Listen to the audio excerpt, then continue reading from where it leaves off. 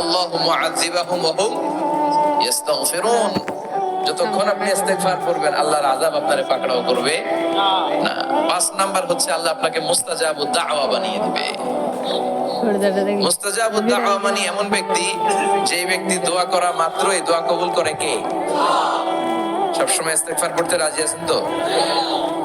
আপনারা ইমাম আহমদ ইবনে হাম্বলের নাম শুনেছেন? এই হাদিস কালেকশনের জন্য ইমাম আহমদ ইবনে হাম্বল বছরের পর বছর, যুগের পর যুগ, শহর থেকে গ্রাম, গ্রাম থেকে শহর চষে বেরিয়েছে। ওনার শেষ জীবনটা উনি হাদিস সংগ্রহের কাজে ব্যয় করেছেন। একবার এক সফরে তিনি রাত্রিবেলা বেরোলেন। ইস্তেগফার বললে যে কি করে মানুষ মুস্তাজাবুদ দাওয়া হয় শুনেন। রাত্রিবেলা সফরে তিনি বেরোলেন, হাদিস সংগ্রহের সফর। পথিমধ্যে এক মসজিদে মাগরিবের নামাজ পড়লেন, এশার নামাজ পড়লেন। প্রচন্ড শীত। তিনি ভাবলেন আজকের রাতটা মসজিদেই কাটায় দেই। ফজরের সালাত পড়ে তারপরে বেরোন। ব্যাগ থেকে কাঁথা বের করে তিনি শুয়ে পড়লেন। কিন্তু মসজিদের দারোয়ান এসে বলে, মসজিদে তো থাকা যাবে না, আপনি বের হন। ইমাম আহমদ ইবনে হাম্বল বললেন, আমি বৃদ্ধ মানুষ, প্রচন্ড শীত, কই যাব? আমি ফজরেরও মুসল্লি, ফজর নামাজ এই মসজিদে পড়ব। আমারে বাজান তুমি থাকতে দাও। দারোয়ান বলেন, নো, থাকা যাবে না, মসজিদে থাকা যাবে না, বের হন, না হলে গাঠি সহ বের করে দেব। চিনে নাই এটা যে ইমাম আহমদ ইবনে হাম্বল, সে বুঝতে পারে নাই। তো দারোয়ানের সাথে সুবিধা করতে না পেরে ইমাম আহমদ ইবনে হাম্বল ব্যাগ নিয়ে বের হয়ে গেলেন। প্রচন্ড শীত, কাঁপছেন। হঠাৎ দেখে সামনে এক বাজার। ওই বাজারে এক খাব্বাস বসে আছে। খাব্বাস মানে রুটি বিক্রেতা। খাব্বাস মানে যুবক, একজন রুটি বিক্রেতা, রুটি বিক্রি করে। যে যুবককে সালাম দিলেন, আসসালামু আলাইকুম।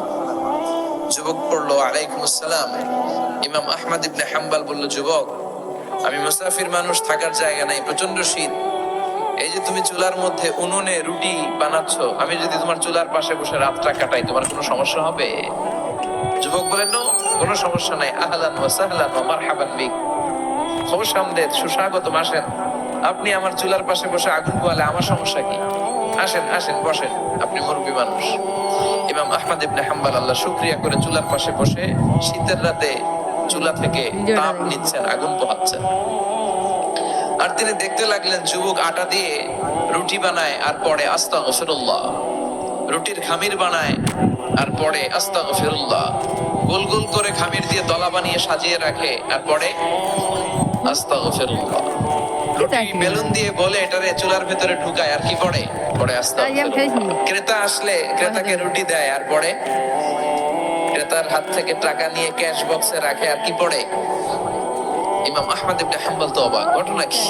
আসার পর থেকে এই যুবকটার দেখতেছি খালি পড়ে আস্তাগফিরুল্লাহ, আস্তাগফিরুল্লাহ।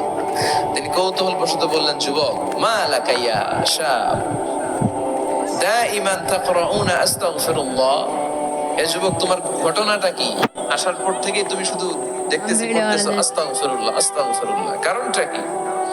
যুবক বলে, আমি সবসময় ইস্তেগফারের সাথে আঠার মতো লেগে থাকি। আর লেগে থাকার কারণে এর বরকতে আল্লাহ আমাকে মুস্তাজাবুদ দাওয়া বানিয়ে দিয়েছে। মানে আল্লাহ আমাকে এমন বানিয়েছে যে আমি দোয়া করা মাত্রই আমার দোয়া কবুল করে কে? আল্লাহ। ইমাম আহমদ ইবনে হাম্বল বললেন, আনতা মুস্তাজাবুদ দাওয়া? তুমি মুস্তাজাবুদ দাওয়া মানে তুমি দোয়া করলে সেটা কবুল হয়ে যায়? যুবক বলে, না, আনা মুস্তাজাবুদ দাওয়া। আমি আমার জীবনে যত দোয়া করেছি সব কবুল করে নিয়েছে কে? আল্লাহ। আমি মুস্তাজাবুদ দাওয়া, আমি দোয়া করতে